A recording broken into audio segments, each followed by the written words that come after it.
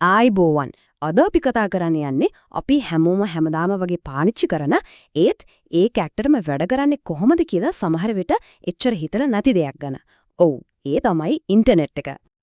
හිතෙන්දකෝ අපි ඉගෙන ගන්න විදිහ, බිස්නස් කරන හැටි, නිකන් ඉන්න වෙලාවත විනෝද වෙන ක්‍රම විතරක් නෙමෙයි අපි එකිනෙකා එක්ක කතා කරන විදිහ පවා ඉන්ටර්නෙට් එක නිසා සම්පූර්ණයෙන්ම වෙනස් වෙලා තියෙනව නේද? ඒක ඇත්තටම අපිව නොහිතපු විදිහට මුළු ලෝකයත් එක්කම සම්බන්ධ කරලායි තියෙන්නේ. හැබැයි ඉතින් අපි හැමදාම මේක පාවිච්චි කළත් මේ ඉන්ටර්නෙට් එක කියන්නේ ඇත්තටම මොකක්ද කියලා අපි කවදාරි නිකමටවත් හිතලා බැලුවද?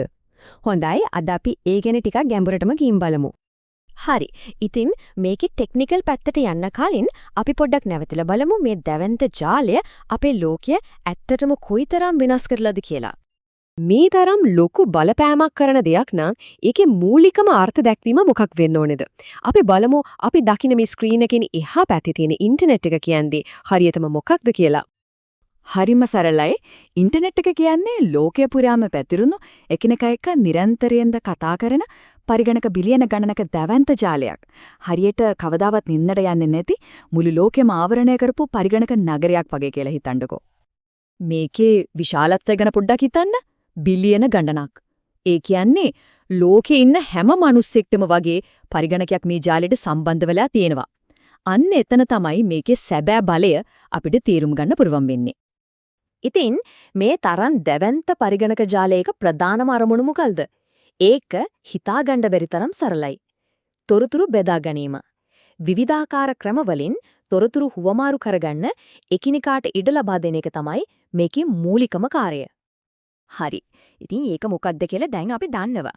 ඒත් වෙබ් අඩවියකට යන්න මවුස් එක ක්ලික් කරනකොට ඇත්තටම සිද්ධ වෙන්නේ මොකක්ද?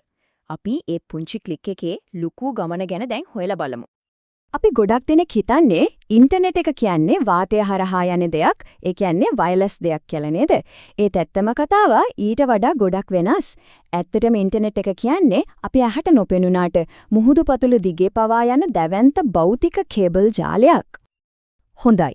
මේ ගමනේ ඉන්න ප්‍රධාන චරිතයක් තමයි සර්වර් එක.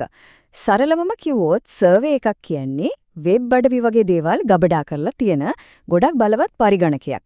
ඒක අපේ ගෙදර තියෙන කම්පියුටර් එක වගේම තමයි. හැබැයි ඉතින් දවසේ පැය 24ම වැඩ කරන ඊට වඩා දහස් ගුණයකින් විතර බලවත් ටිකක්. ඉතින් කැමැතිම වෙබ් අඩවියට යනකොට තත්පරයකටත් අඩු කාලයකදී සිද්ධ වෙන්නේ මෙන්න මේකයි. පළවෙනියටම පරිගණකයේ ඉල්ලීමක් යවනවා. ඊළඟට ඒ ඉල්ලීම අර කේබල් දිගේ ගිහින් අදාළ සර්වර් එක හොයාගන්නවා. ඊට පස්සේ සර්වර් එක ඒ ඉල්ලීමට අදාළ දත්ත, ඒ කියන්නේ වෙබ් අඩවිය හොයලා ආපහු එවනවා. අන්තිමටම ඒ දත්ත තිරය මත දෙස් වෙනවා. මේ හැමදේම වෙන්නේ ඇසිපිය ගහන සෙනින්. පුදුමයි නේද? මේ විදිහට මුළු ලෝකයම අපේ ඇඟිලි තුඩවලට ගේන්න පුළුවන් තාක්ෂණයක් කියන්නේ අතිශයින්ම බලවත් දෙයක්. ඒත් හැම බලවත් දෙයක් වගේම ඉන්ටර්නෙට් එකත් දෙපැත්ත කැපෙන කඩුවක් වගේ.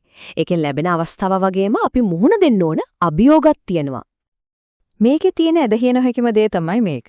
ලෝකයේ අනිත් කෙළවරේ ඉන්න කෙනෙක් එක්ක දැනුම, අදහස්, කලා නිර්මාණය, කියන්නේ ලේඛනයක්, පින්තූරයක්, වීඩියෝයක් වෙන්න පුළුවන් ෂණයකින් බෙදා ගන්න පුණුවන්කම. ඒක ඇත්තටම මානව ඉතිහාසයේ කවදාවත් නොතිබුණු හැකියාවක්. හැබැයි ඉතින් ඒ පුදුමාකාර හැකියාවත් එක්කම තමයි කාසියේ අනිත් පැත්තත් මතුවෙන්නේ. සයිබර් හිරිහැර කිරීම, අපේ පෞද්ගලිකත්වයට එල්ල වෙන තර්ජන, විවිධ අන්තර්ජාල වංචා මේවා මේ තරම් සම්බන්ධ වුණු ලෝකයක් එක්කම අපි මුහුණ දෙන බරපතල ගැටලු වලින් කීපයක් විතරයි. ඉතින් මේ හොඳ සහ නරක දෙකම මැද මේ ගෝලීය ජාලයේ ගමන් කරන්නේ කොහාටද? අපි බලමු අනාගතේ කොයි වගේ වෙයිද කියලා. අනාගතය ගැන හරියටම අනාවැකි කියන්න බැරි වුණත් එක දෙයක් නම් හරිම පැහැදිලි.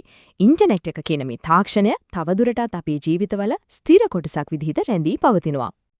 වැදගත්ම දේ තමයි මේක නිකම්ම මෙවලමක් නෙමෙයි. ඒක ජීවමාන නිරන්තරයෙන්ම විකාශනය වෙන දෙයක්. ඒක හැම මොහොතකම අපි දන්න ලෝකයේ අලුතින් නිර්මාණය කරමින් යනවා. ඉතින් මේ දැවැන්ත සම්බන්ධතා ජාලය ඇත්තටම බලවත් දෙයක්. එනම් ප්‍රශ්නේ තමයි මේ බලයෙන් මීළඟට නිර්මාණය වෙන්නේ මොකක්ද? ඒක අපි හැමෝටම හිතන්නට ඉතිරි වෙන ප්‍රශ්නයක්.